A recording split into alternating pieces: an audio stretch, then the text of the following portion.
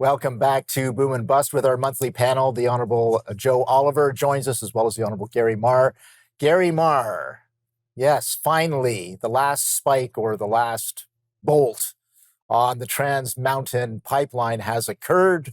The spigot has turned on. Was it worth the $34 billion of the cost of that pipeline?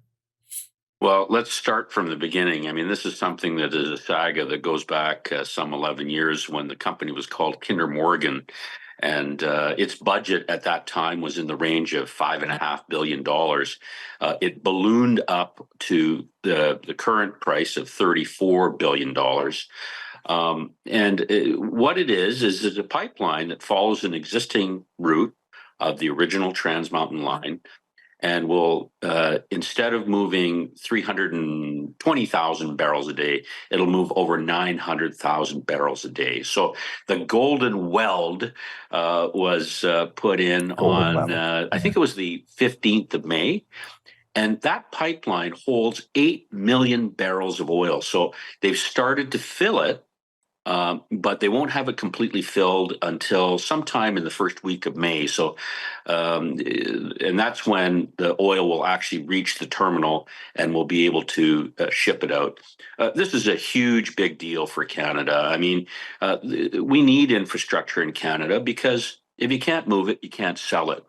And imagine what this does when, instead of sending oil by rail car, how many rail cars every single day would be needed to move 900,000 barrels of oil.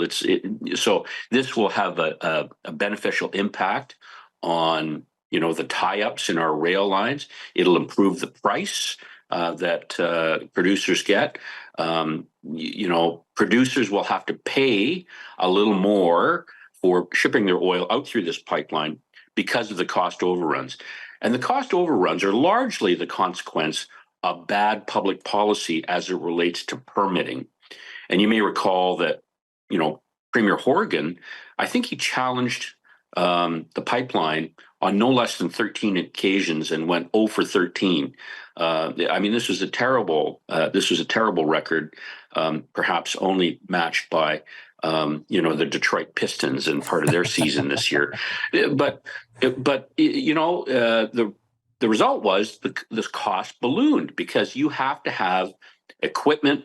At least you have to have crews to work on it, and you can't let them go if there's a delay because of another court hearing. Because if you let those groups go, you'll never get them back. And so they had to be continued to be paid. The camps had to continue to operate. The caterers had to continue to be paid. The welders, the equipment, all of it in place. And this is the reason why the costs ballooned the way that they did. Frankly, this was a project that did not need government funding. This was a project that needed a government permitting process that actually made sense, so that this could have been built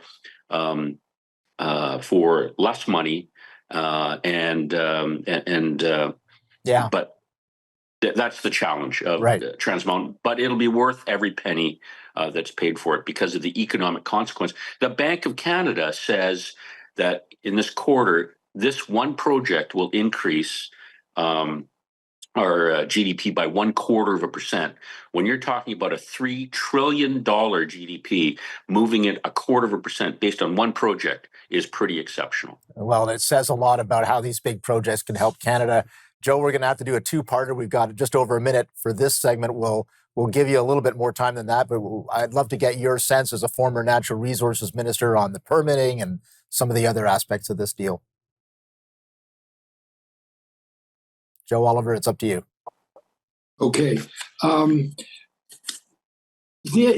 Gary said, this project could have gone ahead earlier. It was abandoned by Kinder Morgan because they really saw a regulatory impediment that they couldn't economically overcome. So the government bought it for $4.5 billion. It ended up, as Gary said, costing $34 billion.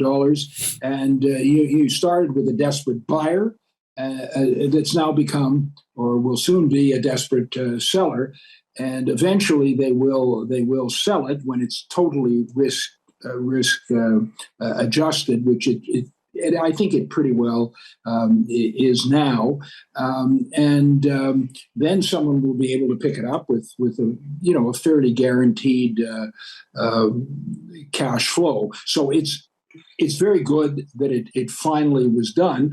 But okay, Joe, that's part one of your answer. I'm just going to have to take a brief break. I apologize. We'll come back after these messages for part two of Joe's answer. Stay with us.